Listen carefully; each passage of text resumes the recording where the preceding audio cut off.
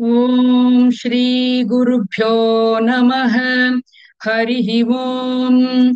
ओम नमो भगवते वासुदेवाय। ओम श्री कृष्णाय परब्रह्मणे नमः। अथ श्रीमन्नारायणीयम् षट्पञ्चाशत्तमं दशकम् कालियमर्दने भगवदनुग्रहवर्णनम्।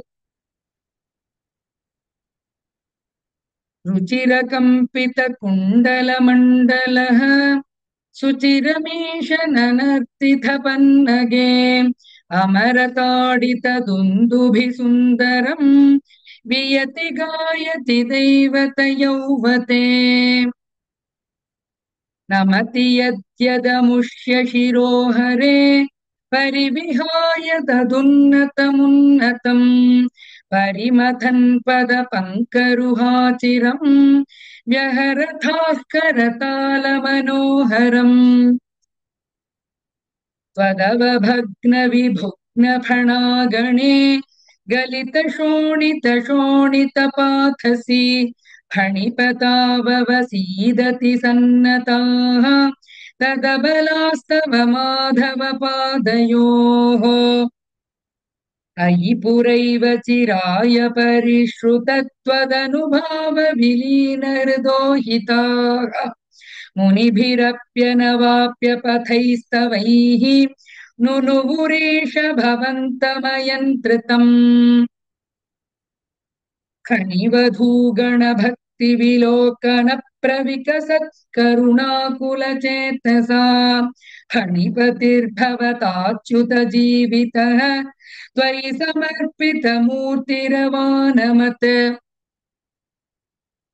रमणकौव्रजवारिधिमोध्यगम् फणिरिपूर्णकरोति विरोधिताम् इति भवद्वचनान्यतिमानयन् फणिपतिर्निरगादुरगैः समम्। फणिवधूजन दत्तमणिव्रजज्वलितहारदुकूलविभूषितः तटगतैः प्रमदाश्रुविमिश्रितैः समगथा स्वजनैर्दिवसावधौ। निशिपुनस्तमसा व्रजमन्दिरम् व्रजितुमक्षमयेव जनोत्करे स्वपति तत्र भवच्चरणाश्रये दव कृशानुररुन्ध समन्ततः। प्रबुधितानथ पालय पालयेत्युदयदार्तरवान् पशुपालकान् अवितुमाशुपपाथ महानलम् किमिह चित्रमयम् खलु ते मुखम्।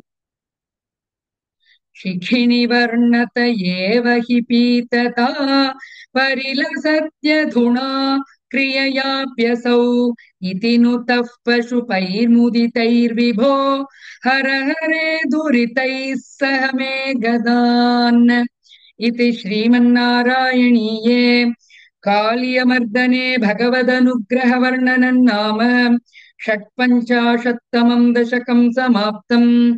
नारायणाखिल गुरो भगवन्नमस्ते। नारायणाखिल गुरो भगवन्नमस्ते।